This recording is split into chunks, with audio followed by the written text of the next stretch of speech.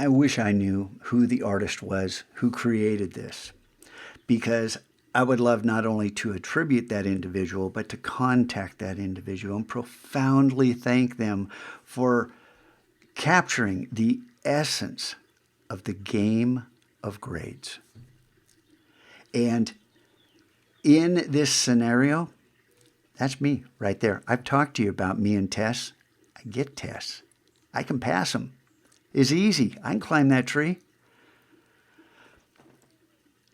And I know teachers are trapped within a system to a great degree, just like students are trapped within the traditional educational expectations of how we assess outcomes. And we try to be fair and objective and rely on tools that we believe are equitable. And yet, if you think about it, this is your class. Every kid has their own strengths. How can they prove that they understand your material? And that's where UDL comes in, right? Different ways to respond, react, to prove that they grasp the concepts and perhaps even provide you with artifacts that you'd never considered before that explain concepts in a way that other kids might also grasp. Now, back to grades. And my own kind of magic trick when it comes to grades.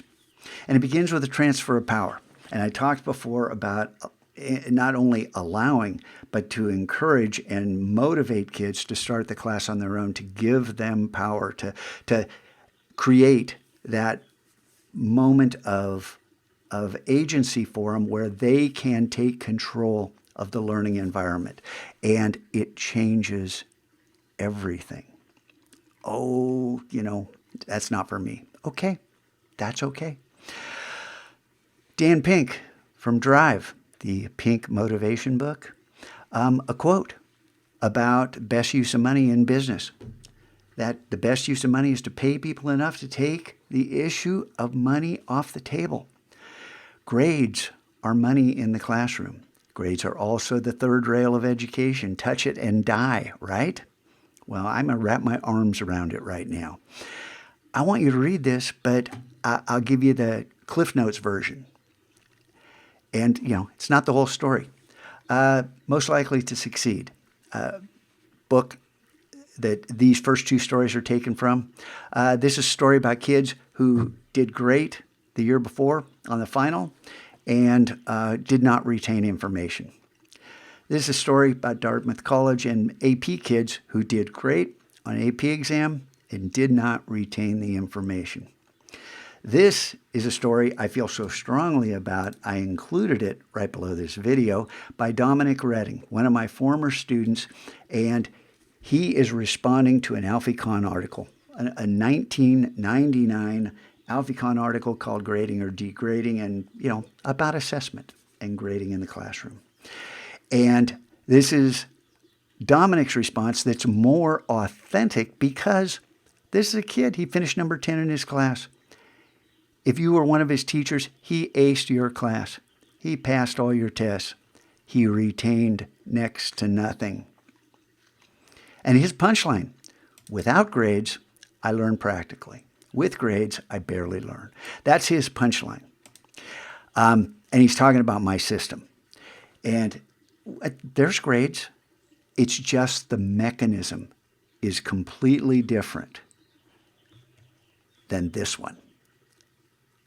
It relies on the value of the individual, on perseverance and resilience, on removing not only removing the fear of risk and failure, encouraging it. Remember, I told you, I sat on that panel. Adobe asked me to be one of 3 speakers on a panel about the positive power of failure because they know what happens in the Mac Lab. They have seen the outcomes, the extraordinary artwork that some students produce in a learning environment that has affected many other learning environments.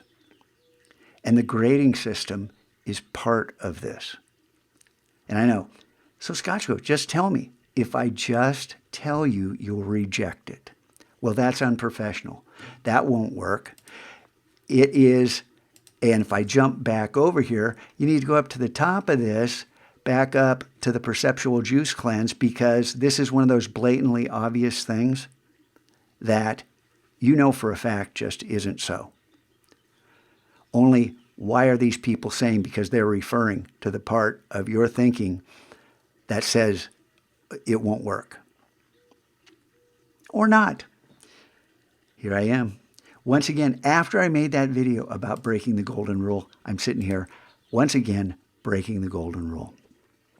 Well, here's the pink motivational video and videos. There's 2 of them. You don't need to read the book. They tell the same story in 2 different ways. There's different information. There's some that is the same. But the bottom line is, our motivational strategies in the classroom are the same as motivational strategies in business, and our reward system does not conform to the science. It actually hinders better outcomes.